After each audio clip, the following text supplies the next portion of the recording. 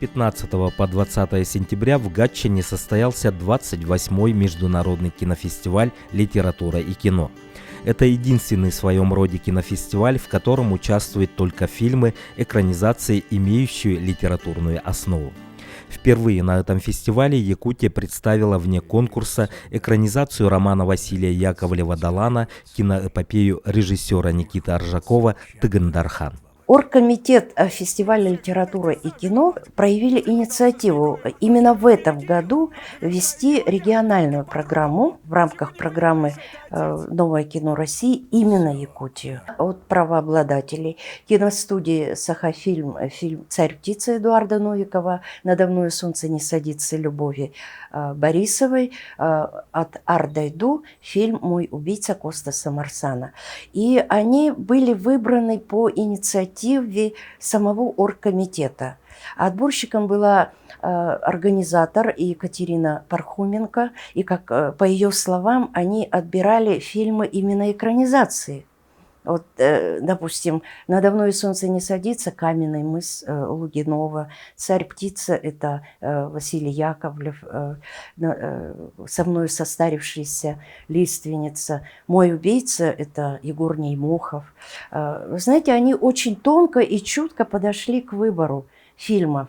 Не потому что, что они типа самые лучшие или на гребне, а именно экранизации, которые получили признание во многих фестивалях международных, российских, региональных, и как бы нашумели в прессе, получили признание и аплодисменты зрителей. Вне конкурса представят серию лент, объединенных тематически. Например, «Новое кино России» и «Якутия». В залах кинотеатра «Победа» покажут фильмы, снятые режиссерами из Сибири. Картины «Царь-птица», «Мой убийца», «Тыгын-Дархан», «Надо мною солнце не садится» уже оценены на международных и российских фестивалях. Это, считают критики, феномен нового отечественного кинематографа. Мне было очень приятно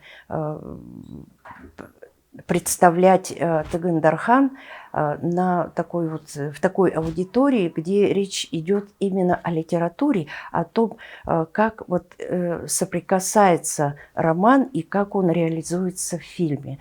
Потому что даже начиная с первой пресс-конференции у журналистов возникали вопросы к жюри. Каким образом вы будете, по каким критериям определять лучший фильм, если речь идет об экранизации? Они ведь бывают разные.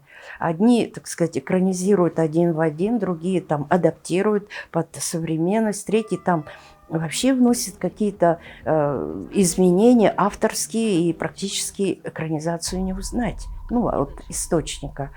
И, на что жюри отвечало: вы знаете, что самое главное, чтобы дух, идея, замысел писателя оставались и там дышали в этом фильме. Этим может дышать и слово, и актерское мастерство, и режиссерские какие-то повороты, и даже музыка. Музыка может иногда экранизировать посыл писателя. Уровень конкурсных программ определяет статус и престиж самого фестиваля, а уровень внеконкурсных программ всегда влияет на его рейтинг, успех и признание зрителей. В зрительских откликах Гатчинского фестиваля часто звучали слова «Якутское кино в тренде», «Берите выше», «Якутия в тренде». За легкостью этих фраз сокрыты смыслы жизни и творчества якутских кинематографистов, их многолетний поиск, труд и неутомимая созидательность.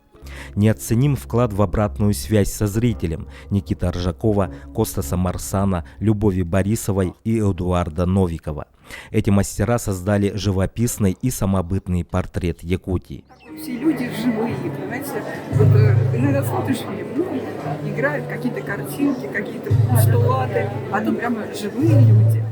Я понимаю, какие они красивые люди, как все было замечательно, и как вообще все похоже на самом деле, вообще-то, в принципе, в разных странах. И это понимание, что от каждого твоего жеста, вздоха, может быть, зависит жизнь планеты, конечно, это важнейшее знание.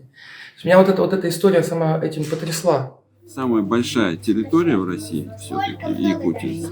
И не могло такого быть, чтобы там не было талантов. И как только накопление произошло, это кинематографистов, они обучились, как бы, и в итоге накапливался, должен был взрыв быть, какой-то прорыв. И вот он случился, и действительно смотрится все эффектно, и смотрится все современно. Как выразился один из журналистов, Якутия привезла, образно говоря, россыпь алмазов. Качественный отбор. Я так и сказала председателю оргкомитета. И очень хотелось бы, чтобы и на предыдущих кинофестивалях разного рода подходили именно вот так вот, тонко и с пониманием, что показать зрителю, чем удивить, чем взбудоражить. Потому что эти 4 фильма, вот судя по отзывам зрителей, я поняла, у каждого фильма есть своя аудитория. Кто-то говорит, что мой убийца самый крутой, кто-то говорит, да вы что, царь-птица, это же такого мы никогда не видели. А на давное солнце не садится. Одна зрительница подбежала ко мне и говорит, передайте большое спасибо создателям. Я не знала, как это сделать. И вот таким образом она передала. Ну, а Тыгын Дархани, это меня благодарили за то, что вы привезли этот фильм именно в нужное время, в нужный час и в нужное место. Зрители Гатчины, как ценители древней истории своего края, глубоко прониклись идеей и замыслом романа «Тыгын Дархан» и его ярким воплощением на экране. Роман Далана и фильм Аржакова – это звенья одной цепи. Это 2 знаковых события в истории Якутии на стыке веков 20 и 21. 2 последовательных, неразделимых шага, поступка, подвига. Они объединены в единый процесс прозрения, пробуждения якутского народа, поднятия его духа как этноса. Книга и фильм – это посыл 2 мастеров – писателя и режиссера. Отрадно, что Никита Аржаков сегодня не только снимает кино. В содружестве с Арктическим государственным институтом культуры и искусства он намерен открыть свою мастерскую кино. Взор режиссера устремлен в будущее. Оргкомитет фестиваля «Литература и кино» выразил благодарность правообладателю фильма «Тыгын Дархан», Национальному центру аудиовизуального наследия народов Якутии имени Жараева за содействие в работе фестиваля, за продвижение исторического жанра в кино, за сохранение памяти народа. Именно благодаря Якутии, якутскому кино, меня, как почетного гостя, включили в группу жюри.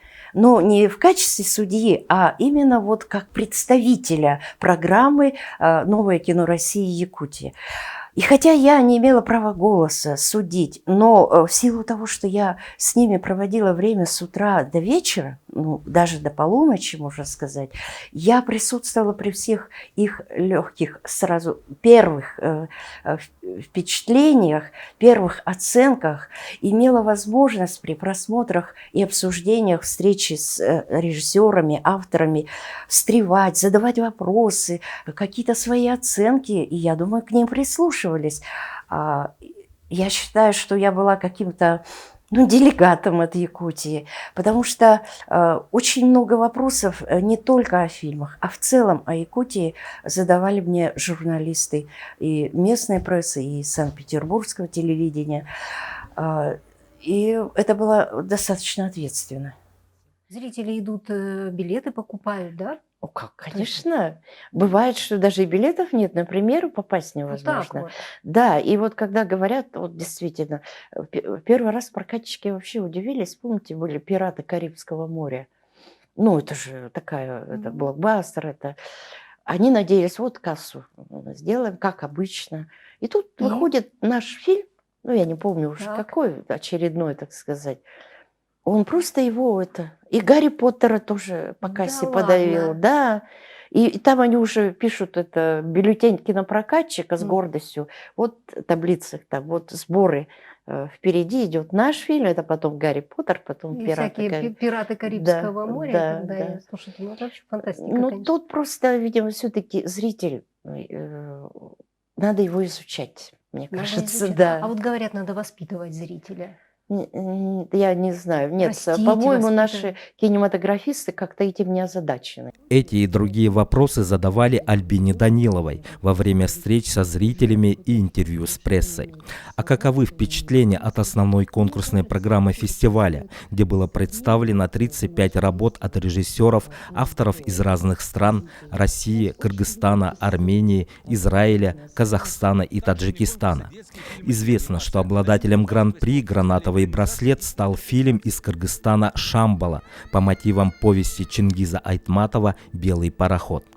Если учесть, что жюри работало в рамках всего 12 номинаций, то заседания читательского и кинематографического жюри в ходе обсуждения были долгими и нелегкими. Все эти экранизации, они действительно заслуженно получили свои награды, потому что там был виден авторский взгляд. И авторы были настолько разными, и поэтому жюри несколько затруднялось, кому отдать пальму первенства. Но это одно, это конкурсная программа.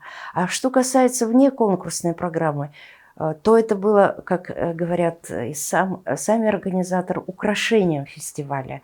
И поэтому я вот подумала, а если бы наши фильмы участвовали в этом кинофестивале, допустим, и эти показаны, и у нас немало еще фильмов у якутских кинематографистов, то каким образом бы развернулась эта борьба? И я вот подумала, все-таки внеконкурсный показ – это такое понятие, которым не нужно пренебрегать.